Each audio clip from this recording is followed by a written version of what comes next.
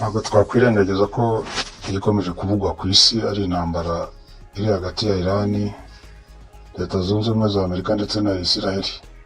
Ibyo nibyo bihugu bivugwa, nubwo harimo ibindi birimo biri inyuma, ariko ibivugwa cyane ni ibi biri ku mugaragaro. Abantu rero bakomeje kunyandikira bambwira bati ariko Irani yabaye agatereranzamba, Irani irasa ahantu hose, Irani ihanganye na Amerika idafite ubwoba. Tunyuremo muri makeya inkomoko y'iki gihugu, amateka, incamake y'amateka y'iki gihugu cya Irani. Nibyo rero tugiye kuvuga muri uyu mwanya, tugiye kuganiraho amwe mu mateka makeya y'igihugu cya Irani. Irani rero ivugwa, itangira kuvugwa mbere ya Yesu Kristo. Yari igihugu gikomeye cyane mu mateka n'ubundi y'isi muri icyo gihe, ariko ntabwo cyitwaga Irani, ahubwo cyitwaga Ubuperisi mu Kinyarwanda. Nibyo dukunda kuvuga nyine ngo ni Abaperisi, ibintu nk'ibyo ngibyo. Na Bibiliya niko igenda itwereka. Kandi cyari igihugu gifite ubwami bukomeye, bwategetse ibice binini by'isi, ibice byinshi by'isi. Nk'uko rero twatangiye tubivuga, ubwami bw'Abaperisi bwari bumwe mu bwami bukomeye cyane mbere ya Yesu. Iyo tuvuga mbere ya Yesu, ni imyaka iri munsi ya rimwe, uhereye kuri rimwe kugeza kuri uyu mwaka turimo wa 2026. Ko mbere babaraga basubira inyuma, ariko cyane cyane bugatangira kuvugwa mu kinyejana cya 6 mbere ya Yesu, nibwo hatangira kuvugwa abami bakomeye ndetse bagiye bakora n'ibikorwa bikomeye ku isi. Bamwe turaza kubarebaho. Byategekwaga rero n'abami bazwi cyane nk'uwo bita Sirusi, watangiye ubwami nyine bukomeye bw'Ubuperesi mu kinyejana cya 6 mbere ya Yesu.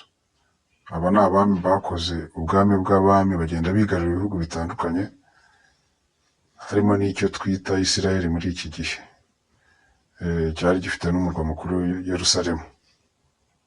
Hakabamo n'umwami bita Dariyo. Aba ni abami bavuga muri Bibiliya cyane, turabazi.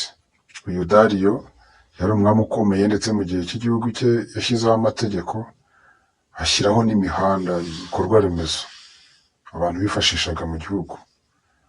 Undi mwami rero uvugwa muri icyo gihe n'uwo bita Ahasuwerusi. Uyu mwami Ahasuwerusi yavugwa mu gitabo cya Esiteri. Muri Bibiliya, bakunda gusoma Bibiliya, muzasangamo umwami Ahasuwerusi mu gitabo cya Esiteri, uzwi cyane mu ntambara yarwanye n'Abagereki. Ingano rero y'ubwami bw'Ubuperesi muri icyo gihe bwari bunini cyane, ku buryo bwategekaga ibice byinshi by'isi. Harimo ibivugwa, harimo igice cya Mesopotamiya, ni mu bice bya Irake y'ubu ngubu, za Anatoriya, ndetse no mu bice by'Ubuhinde, muri kariya gace ko mu burasirazuba ko hagati, ndetse n'ibice bya Aziya nyine, ko Ubuhinde murabizi ko buri muri Aziya. Icyo gihe bari bafite ariko idini yabo gakondo, bari bafite imyemerere yabo gakondo, nk'izwi niyo bita Zoroastrianism. Yari yaradukanywe n'umugabo witwa Zoroaster, barayimwitirira n'ubundi. Yari idini imwe mu madini yabo gakondo bari bafite, ryigishaga kurwanya ikibi hanyuma bagakora icyiza. Kandi n'ubundi n'amadini yose dufite muri iki gihe nibyo yibandaho. Mbibutse ko Isilamu yari itarabaho, kuko Isilamu yaje kuza nyuma ya Yesu. Amateka tuvuga ni mbere ya Yesu. Yaje kwaduka nyuma ya Yesu mu kinyejana cya 6, izanywe n'umugabo bita Muhamadi, ayitangira aho bita Imeka cyangwa Imaka, ubu ni muri Arabiya Sawudite y'ubu. Nyuma rero, ariko ibyo ntabwo ari byo dutindamo cyane, byazaba ikiganiro ukwacyo muramutse mubishatse. Twikomereze rero mu mwaka wa 330 mbere ya Yesu, ubwami bw'abaperesi bwatsinzwe n'uwo bita Alexandre wo no muri Macedonia, muri biriya bice bya Aziya, iyo bita Aziya mineri nyine y'ibirwa biri hariya. Hanyuma aya mateka y'abaperesi b'icyo gihe bizwi nka Irani y'ubu, mu mateka ya Bibiliya atubwira ko nk'umwe mu bami bayoboye ubu bwami bita Sirusi, ari we wemereye Abayahudi bari barajyanyweho ubunyago, aza kubemerera gusubira iwabo mu gihugu cyabo, ndetse bakajya i Yerusalemu bagakomeza kubaka urusengero rwari rwarasenyutse, nk'uko tubisanga mu gitabo cya Ezira. Abasoma Bibiliya batubwiramo amateka y'izi nkuru, uko bemerewe gusubiraho ndetse bakajya kongera kubaka urusengero. Hanyuma ariko ntitwanaharenga nyine tutibukije ko muri iki gitabo cya Esiteri cyavuzwe haruguru n'ubundi batubwira, uyu Esiteri bitiriye iki gitabo nyine yari Umuyahudikazi, aza kuba n'umwamikazi w'Ubuperesi arongowe na Ahasuwerusi, ndetse aza gukiza bene wabo b'Abayuda bari mu kaga. Hanyuma rero aha twakwibaza tuti se urwango rw'Abisiraheli muri iki gihe na Irani y'abaperesi b'icyo gihe rwaba rukomeje gushingira kuri aya mateka tumaze kumva? Mubishyire muri komenti icyo mubitekerezaho. Ubundi abaperesi rero bakomoka he muri rusange? Twakomeje kubikomozaho, ariko Bibiliya ivuga ko hari umugabo witwa Nowa muri Bibiliya nyine mu gihe cy'umwuzure. Murabizi uyu mugabo bita Nowa bamuvugaho cyane. Hanyuma akaba yari afite abahungu batatu, harimo Shemu na Hamu ndetse na Jafeti. Bikaba bivuga ko amoko menshi yo mu burasirazuba bwo hagati ndetse n'igice cya Aziya akomoka mu rubyaro rwa Shemu, uyu muhungu wa Nowa nyine. Ndetse Shemu yaje no kubyara abo bita Elamu. Elamu aza gutura mu karere kamwitiriwe kitwa Elamu, kari hafi y'Ubuperesi nyine muri Irani muri iki gihe. Byarakomeje na nyuma ya Yezu rero ubu bwami bwari bukomeye cyane, kuko bwagiye burwana kenshi n'Abaromani rukabura gica. Ibi bigaragazwa n'uko ubu bwami bwabayeho kuva muri 247 mbere ya Yezu kugeza muri 224 nyuma ya Yezu. Ari ubwami bukomeye ntavogerwa. Imyaka isaga 500 ntabwo ari imyaka, cyangwa ijya kwegera 500 ntabwo ari imyaka mike ku bwami. Ubwami bumaze iyo myaka aba ari ubwami butajenjetse. Ahagana rero mu kinyejana cya 7 nyuma ya Yezu nibwo ingabo z'Abayisilamu, twibuke ko Isilamu yadutse mu kinyejana cya 6 hafi aho. Hanyuma iza ifite ingufu muri kiriya gice cy'uburasirazuba bwo hagati. Hanyuma ndetse ikaba yari ifite n'ingabo, ingabo z'Abayisilamu baza kugenda rero bafata cyangwa bagenda barwanya bimwe mu bihugu biri hafi aho, ndetse kugira ngo bashyiremo impinduramatwara zabo. Ari nabwo baza gufata igihugu cy'Ubuperesi batangira kukiyobora, ndetse bakishyira no mu nzira y'idini ya Isilamu. Icyo gihe Isilamu igira imbaraga no gukwirakwira hose muri Irani. Ariko nyuma y'igihe Abaperesi bongera kugira ubuyobozi bwabo, ariko buri mu bwami nyine bw'Abayisilamu. Batangira kugira imbaraga. Twazareba bumwe mu bwami bagize nyine, cyangwa bimwe mu miryango y'ihuriro yabo yagize nyine Abanya-Irani, kugira ngo bongere base n'abagira imbaraga ku buyobozi bwabo.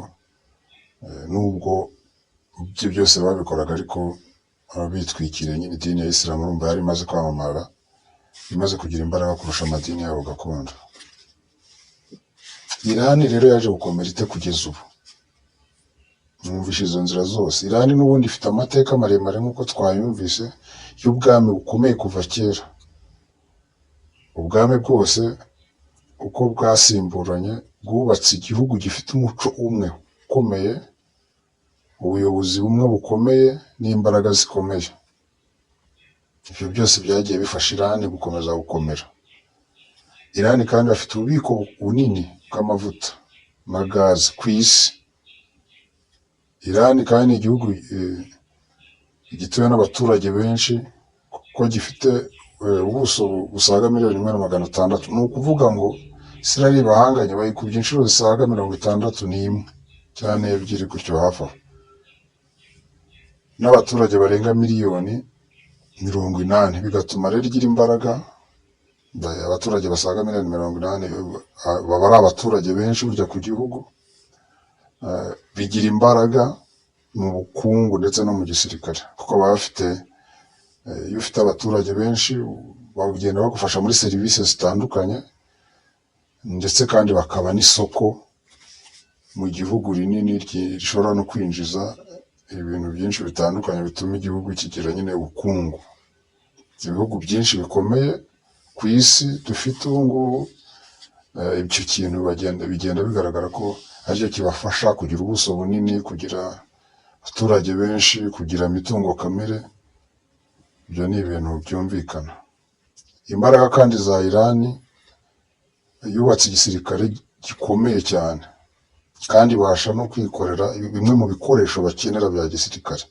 Bimwe mu bikoresho byinshi bakenera bya gisirikare nibo babyikorera, nka drone na misile. Ndetse murabizi ko ibi bikomeje kubica bigacika mu burasirazuba bwo hagati, mu ntambara ibahuje na Leta Zunze Ubumwe za Amerika ndetse na Isiraheli n'ibindi bihugu bafatanyije. Ntitwakwibagirwa kandi na politiki ikomeye kuva habaye impinduka Iranian Revolution mu 1979. Irani yabaye igihugu kiyobowe n'idini ya Isilamu kandi kigira politiki yigenga cyane ku isi. Ibyo byose rero bikaba ari ibintu bikomeje kugira Irani igihugu gikomeye. Reka rero mu ncamake y'amateka tuvuze, reka dusoreze kuri ibi bintu bigera kuri 5 bigaragaza amakimbirane ya Irani na Leta Zunze Ubumwe za Amerika ndetse na Isiraheli. Aya makimbirane afitanye isano n'amateka ndetse n'inyungu za politiki. Nk'ikintu twavugaho harimo impinduramatwara yo muri 1979, Iranian Revolution yahiritse ubwami witwa Mohammad Reza. Icyo gihe yari ashyigikiwe cyane cyane na Amerika. Hatangira kuyobora nyine idini mu Iran, itangira kuyoborwa mu buryo bw'idini, harimo n'uburyo baba bayatura nyine murimo kumva, harimo n'uwo baherutse kurasa. Ibi rero ntabwo byashimishije nyine abanyamerika, urumva bari bahiritse umuntu wabo wa hafi kandi bari bamufitemo mu nyungu zitandukanye. Ibyo rero byatumye ako kantu k'urwango kazamuka. Hari ifatwa ry'abayobozi ba ambasade ya Amerika. Muri iyo mpinduramatwara yo muri 1979, bamwe mu banyeshuri bo muri Irani bafashe abakozi ba ambasade ya Amerika iri Tehran, babagira imbohe mu gihe kirenga umwaka wose. Ibyo nabyo gufata abaturage b'igihugu runaka kandi cyumva ko gikomeye, ntago mwakiranuka, ntago aba ari byiza. Harimo kandi porogaramu yo gukora intwaro za kirimbuzi. Ibihugu byinshi byo mu burengerazuba bihora byikanga ko Irani ishobora gukora intwaro kirimbuzi, ariko Irani yo ikerekana ko iyo gahunda ntayo, ahubwo baba bikorera ibigendanye n'ingufu za nikeleyeri mu mahoro, cyangwa bazifashisha mu zindi serivisi zisanzwe kuko biba byemewe mu mategeko mpuzamahanga. Ibi rero bikaba byarateje ibihano byinshi ku bukungu bwa Irani, bayifatira ibihano nyine kuri urwo rwikekwe rugenda ruhava. Ikindi rero giteza aya makimbirane y'intambara, hari politiki yo mu burasirazuba bwo hagati. Bavuga ko Irani ifasha cyangwa ikaba ishyigikira amatsinda amwe n'amwe mu bihugu byo mu burasirazuba bwo hagati, harimo za Hezbollah cyangwa abahuti yo muri Yemen n'indi mitwe.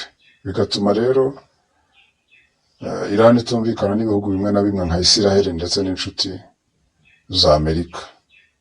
Zikadusoreza aha rero, turabashimiye, turi mu kanya mu kindi kiganiro, ariko namwe mukomeze mudushyigikire mukanda subscribe, share, comment, like ndetse n'ibindi. Ciao ciao.